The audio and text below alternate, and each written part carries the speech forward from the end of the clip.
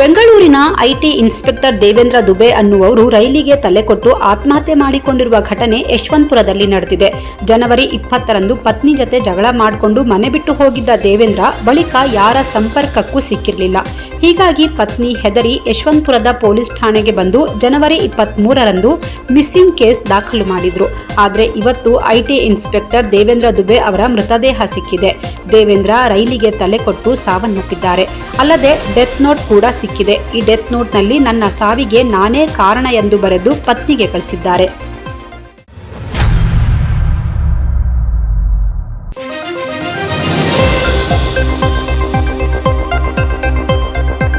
ವಿಧಾನಸಭಾ ಚುನಾವಣೆ ಸಮೀಪಿಸುತ್ತಿದ್ದಂತೆ ರೌಡಿ ಹಿನ್ನೆಲೆ ಇರುವ ವ್ಯಕ್ತಿಗಳ ಮೇಲೆ ನಿಗಾ ಇಡೋದಕ್ಕಾಗಿ ಪೊಲೀಸರು ರೌಡಿಗಳ ಪಟ್ಟಿ ತಯಾರಿಸಿದ್ದಾರೆ. ಇದರಲ್ಲಿ ಕನ್ನಡ ಪರ ಹೋರಾಟಗಾರ ಸಂಪತ್ ಮತ್ತು ಅನಿಲ್ ಹೆಸರು ಇರುವುದು ಕನ್ನಡಿಗರ ಆಕ್ರೋಶಕ್ಕೆ ಕಾರಣವಾಗಿದೆ. ವಿಷಯವೇನೆಂದರೆ 2021ರ ಡಿಸೆಂಬರ್ನಲ್ಲಿ ಬೆಳಗಾವಿ ಅಧಿವೇಶನಕ್ಕೆ ಪ್ರತಿಯಾಗಿ ಎಂಇಎಸ್ ಮಹಾಮೇಳಾವ್ ಆಯೋಜಿಸಿತ್ತು. ಈ ವೇಳೆ ಎಂಇಎಸ್ ಮುಖಂಡ ದೀಪಕ್ ದಳ್ವಿ ಮುಖಕ್ಕೆ ಮಸಿ ಬಳಿಯಲಾಗಿತ್ತು. ಈ ಅಧಿವೇಶನದಲ್ಲಿ ಸಂಪತ್ ಮತ್ತು ಅನಿಲ್ ಕೂಡ ಭಾಗಿಯಾಗಿದ್ರು. ಈ ವೇಳೆ ಇವರಿಬ್ಬರನ್ನ ಬಂಧಿಸಿ ಜೈಲಿಗೆ ಕಳುಹಿಸಲಾಗಿತ್ತು. ನಂತರ ಅವರು ಜಾಮೀನಿನ ಮೇಲೆ ಬಿಡುಗಡೆಯಾಗಿದ್ರು. ಆದ್ರೀಗ ಎಲೆಕ್ಷನ್ ಹತ್ತಿರವಾಗ್ತಾ ಇದ್ದ ಹಾಗೆ ಪೊಲೀಸರು ರೌಡಿಗಳ ಪಟ್ಟಿ ತಯಾರಿಸಿದ್ದು, ಅದರಲ್ಲಿ ಕನ್ನಡ ಪರ ಹೋರಾಟಗಾರ ಸಂಪತ್ ಮತ್ತು ಅನಿಲ್ ಹೆಸರು ಇರುವುದು ಕನ್ನಡಿಗರ ಸಿಟ್ಟಿಗೆ ಕಾರಣವಾಗಿದೆ.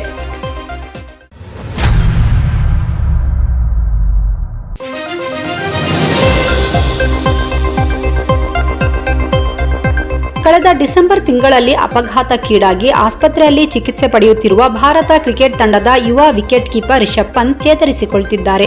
ರಿಷಬ್ ತಾನು ನಡೆಯುತ್ತಿರುವ ಕೆಲ ಫೋಟೋಗಳನ್ನು ಇನ್ಸ್ಟಾಗ್ರಾಂನಲ್ಲಿ ಶೇರ್ ಮಾಡಿದ್ದಾರೆ. ಈ ಫೋಟೋಗಳಲ್ಲಿ ರಿಷಬ್ ಊರ್ಗೋಲನ್ನ ಹಿಡಿದು ನಡೀತಾ ಇದ್ದಾರೆ. ಒಂದೊಂದೇ ಹೆಜ್ಜೆ ಮುಂದೆ, ಚೇತರಿಕೆಯೆಡೆಗೆ ಒಂದು ಹೆಜ್ಜೆ, ಉತ್ತಮವಾದ ಕಡೆಗೆ ಒಂದು ಹೆಜ್ಜೆ ಅಂತ ಕ್ಯಾಪ್ಷನ್ ಕೊಟ್ಟು ಫೋಟೋಗಳನ್ನು ಶೇರ್ ಮಾಡಿದ್ದಾರೆ.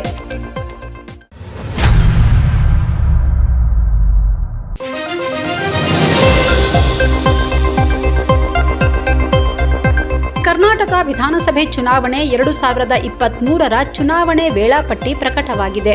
ಮಾರ್ಚ್ 27ರಂದು ನೀತಿ ಸಂಹಿತೆ ಜಾರಿಯಾಗಲಿದೆ. ಏಪ್ರಿಲ್ 17ರಂದು ಚುನಾವಣಾ ಅಧಿಸೂಚನೆ ಪ್ರಕಟಗೊಳ್ಳಲಿದೆ. ಏಪ್ರಿಲ್ 24ರಂದು ನಾಮಪತ್ರ ಸಲ್ಲಿಸಲು ಕೊನೆಯ ದಿನವಾಗಲಿದೆ. ಏಪ್ರಿಲ್ 25ರಂದು ನಾಮಪತ್ರಗಳ ಪರಿಶೀಲನೆ ನಡೆಯಲಿದೆ. ಹಾಗೆ ಏಪ್ರಿಲ್ 27ರಂದು ನಾಮಪತ್ರ ಹಿಂಪಡೆಯಲು ಕೊನೆಯ ದಿನವಾಗಿರುತ್ತೆ. ಇನ್ನು ಮೇ 12ರಂದು ಮತದಾನ ನಡೆಯಲಿದೆ. ಹಾಗೆ ಮೇ 15ರಂದು ಮತ ಎಣಿಕೆ ಕಾರ್ಯ ಪ್ರಾರಂಭವಾಗಲಿದೆ.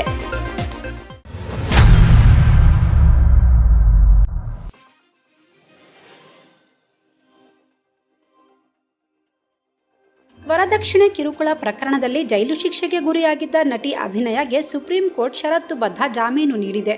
ಅಭಿನಯ ಅವರ ತಾಯಿ ಜಯಮ್ಮ ಹಾಗೂ ಸೋದರ ಚೆಲುವರಾಜುಗೆ ಸುಪ್ರೀಂ ಕೋರ್ಟ್ ಷರತ್ತುಬದ್ಧ ಜಾಮೀನು ನೀಡಿದೆ. ವರದಕ್ಷಿಣೆ ಕಿರುಕುಳ ಪ್ರಕರಣಕ್ಕೆ ಸಂಬಂಧಪಟ್ಟಂತೆ ಸೆಷನ್ಸ್ ಕೋರ್ಟ್ ಅಭಿನಯ ಮತ್ತು ಕುಟುಂಬಕ್ಕೆ ಜೈಲು ಶಿಕ್ಷೆ ವಿಧಿಸಿತ್ತು. ಈ ತೀರ್ಪನ್ನು ಪ್ರಶ್ನಿಸಿ ಅಭಿನಯ ಕುಟುಂಬ ಹೈಕೋರ್ಟ್ಗೆ ಹೋಗಿತ್ತು. ಆದರೆ ಅಲ್ಲಿಯೂ ಹೈಕೋರ್ಟ್ ಸೆಷನ್ಸ್ ಕೋರ್ಟ್ ತೀರ್ಪನ್ನು ಎತ್ತಿ ಹಿಡಿದು ಮೂವರಿಗೂ ಜೈಲು ಶಿಕ್ಷೆ ವಿಧಿಸಿತ್ತು. ಮತ್ತೆ ಹೈಕೋರ್ಟ್ ತೀರ್ಪನ್ನು ಪ್ರಶ್ನಿಸಿ ಜಾಮೀನು ಕೋರಿ ಅಭಿನಯ ಸುಪ್ರೀಂ ಕೋರ್ಟ್ ಮೊರೆ ಹೋಗಿದ್ರು. ಇದೀಗ ಮೂವರಿಗೂ ಷರತ್ತುಬದ್ಧ ಜಾಮೀನು ಮಂಜೂರು ಮಾಡಲಾಗಿದೆ. ವಿಷಯವೇನೆಂದರೆ, ನಟಿ ಅಭಿನಯ ಅವರ ಅತ್ತಿಗೆ ಲಕ್ಷ್ಮೀದೇವಿ ಅಭಿನಯ ಕುಟುಂಬದ ವಿರುದ್ಧ 2012ರಲ್ಲಿ ವರದಕ್ಷಿಣೆ ಕಿರುಕುಳ ಕೇಸ್ ದಾಖಲಿಸಿದ್ರು. ಪ್ರಕರಣಕ್ಕೆ ಸಂಬಂಧಪಟ್ಟಂತೆ 2012ರಲ್ಲಿ ವಿಚಾರಣೆ ನಡೆಸಿದ ಮ್ಯಾಜಿಸ್ಟ್ರೇಟ್ ಕೋರ್ಟ್ 5 ಆರೋಪಿಗಳಿಗೆ ಜಯಮ್ಮ, ಅಭಿನಯ, ಶ್ರೀನಿವಾಸ್, ರಾಮಕೃಷ್ಣ ಮತ್ತು ಚೆಲುವರಾಜುಗೆ 2 ವರ್ಷ ಜೈಲು ಶಿಕ್ಷೆ ವಿಧಿಸಿತ್ತು. ಬಳಿಕ ಇವರೆಲ್ಲ ಖುಲಾಸೆಯಾಗಿ ಹೊರಬಂದಿದ್ರು. ಇದನ್ನ ಮರುಪ್ರಶ್ನಿಸಿದ್ದ ಲಕ್ಷ್ಮೀದೇವಿ ಹೈಕೋರ್ಟ್ ಮೊರೆ ಹೋಗಿದ್ರು. ಮೇಲ್ಮನವಿ ವಿಚಾರಣೆ ಮಾಡಿದ್ದ ಕೋರ್ಟ್ ಬದುಕಿರುವ 3 ಆರೋಪಿಗಳಿಗೆ ಜಯಮ್ಮ, ಅಭಿನಯ, ಚೆಲುವರಾಜುಗೆ ಶಿಕ್ಷೆಯ ಜೊತೆಗೆ ದಂಡವನ್ನು ವಿಧಿಸಿತ್ತು. ಆದ್ರೀಗ ಸುಪ್ರೀಂ ಕೋರ್ಟ್ ಇವರಿಗೆ ಜಾಮೀನು ಮಂಜೂರು ಮಾಡಿದೆ.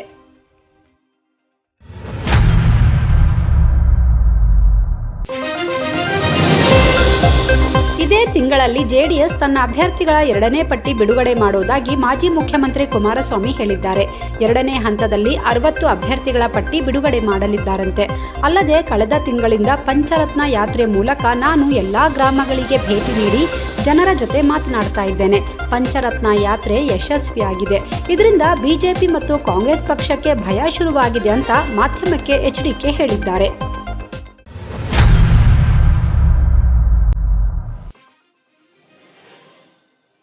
ಕರ್ನಾಟಕ ವಿಧಾನಸಭೆ 2023ರ ಕುರಿತಂತೆ ಜಿಲ್ಲಾ ಮಟ್ಟದಲ್ಲಿ ನಡೆಯುತ್ತಿರುವ ಪೂರ್ವ ತಯಾರಿಗಳ ಪರಿಶೀಲನೆಗಾಗಿ ಭಾರತ ಚುನಾವಣಾ ಆಯೋಗದ 3 ತಂಡಗಳು ರಾಜ್ಯದ 5ಕ್ಕೂ ಹೆಚ್ಚು ಜಿಲ್ಲೆಗಳಿಗೆ ಭೇಟಿ ನೀಡಿ ಪರಿಶೀಲನೆ ನಡೆಸಿ ಸ್ಥಳೀಯ ಅಧಿಕಾರಿಗಳೊಂದಿಗೆ ಸಭೆ ನಡೆಸಿದರು.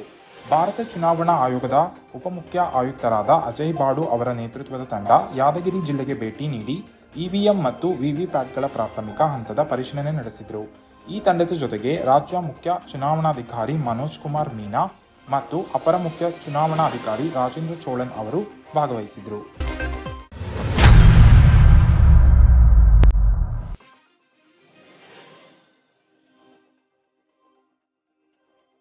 ಬೆಂಗಳೂರು ಮೈಸೂರು ಎಕ್ಸ್‌ಪ್ರೆಸ್ ವೇ ಹಾಗೂ ವಂದೇ ಭಾರತ್ ರೈಲು ಸಂಚರಿಸುವ ವಿಡಿಯೋವೊಂದು ಸಾಮಾಜಿಕ ಜಾಲತಾಣಗಳಲ್ಲಿ ವೈರಲ್ ಆಗಿದೆ. ವಿಡಿಯೋದಲ್ಲಿ ಮೇಲ್ಗಡೆ ಎಕ್ಸ್‌ಪ್ರೆಸ್ ವೇ ಮತ್ತು ಕೆಳಗಡೆ ವಂದೇ ಭಾರತ್ ರೈಲು ಸಂಚರಿಸುವುದನ್ನು ಕಾಣಬಹುದು. ಈ ವಿಡಿಯೋವನ್ನು ಮುಖ್ಯಮಂತ್ರಿ ಆದಿಯಾಗಿ ಹಲವಾರು ಬಿಜೆಪಿ ಪ್ರಮುಖರು ಹಂಚಿಕೊಂಡಿದ್ದು, ನರೇಂದ್ರ ಮೋದಿ ನೇತೃತ್ವದಲ್ಲಿ ಅಭಿವೃದ್ಧಿಯ ಹೊಸ ಶಕೆ ಆರಂಭವಾಗಿದೆ ಎಂದು ಬರೆದುಕೊಂಡಿದ್ದಾರೆ.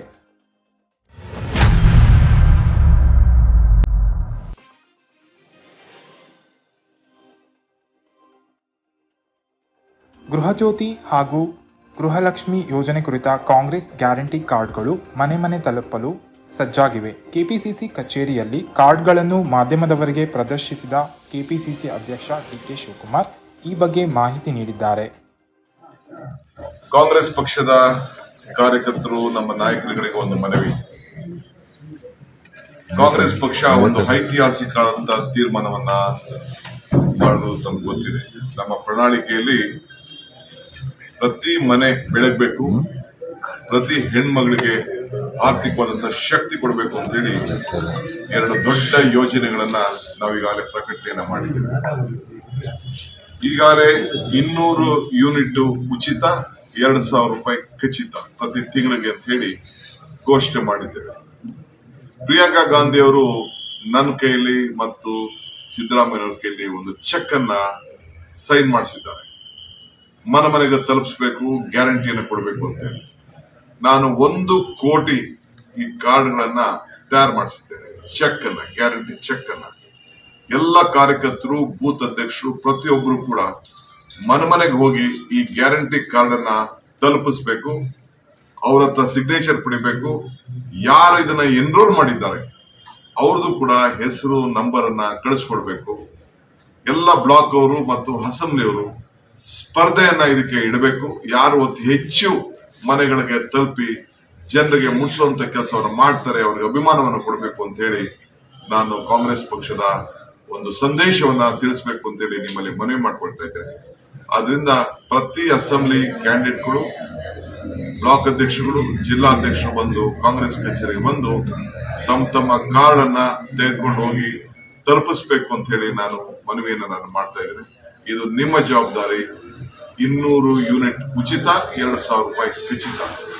ಈ ನಮ್ಮ ರಾಜ್ಯದ ಬೆಲೆ ಏರಿಕೆಯನ್ನ ನಿಯಂತ್ರಣ ಮಾಡಲು, ಈ ಗ್ಯಾಸ್ ಅನ್ನ ಕೊಂಡ್ಕೊಳ್ಳಲು, ಎಲ್ಲ ಸಮಸ್ಯೆಗಳನ್ನ ಬಗೆಹರಿಸಲು ಸುಮಾರು ವರ್ಷಕ್ಕೆ 42,000 ರೂಪಾಯಿ, ವರ್ಷಕ್ಕೆ 42,000 ರೂಪಾಯಿ ಕೊಡುವಂತ ಕೆಲಸವನ್ನ ನಾವು ಮಾಡ್ತಾ ಇದ್ದೇವೆ. 5 ವರ್ಷಕ್ಕೆ ಸುಮಾರು 2 ಲಕ್ಷ ರೂಪಾಯಿ ಆಗ್ತದೆ. ಇಂಥ ಯೋಜನೆ ಇಡೀ ರಾಷ್ಟ್ರದಲ್ಲೇ ಇಲ್ಲ. ಬೆಲೆ ಏರಿಕೆಯನ್ನ ತಡೆಗಟ್ಟಲು, ಸಹಾಯ ಮಾಡಲು ಕಾಂಗ್ರೆಸ್ ಪಕ್ಷ ಇಂಥ ಒಂದು ಐತಿಹಾಸಿಕವಾದಂತಹ ತೀರ್ಮಾನವನ್ನು ತೆಗೆದುಕೊಂಡಿದೆ. ಕಾರ್ಯಕರ್ತರು, ನಿಮ್ಮ ಮನೆ ಬಾಗಿಲಿಗೆ ನಿಮಗೆ ಶಕ್ತಿ ಕೊಟ್ಟಿದ್ದೇವೆ. ಇದನ್ನ ಉಪಯೋಗಿಸಿಕೊಂಡು ಜನರಿಗೆ ಕಾಂಗ್ರೆಸ್ನ ಕೊಡುಗೆಯನ್ನ ತಲುಪಿಸಬೇಕು ಅಂತ ಹೇಳಿ ನಾನು ಪ್ರಾರ್ಥನೆ ಮಾಡ್ತಾ ಇದ್ದೇನೆ. ನಮಸ್ಕಾರ.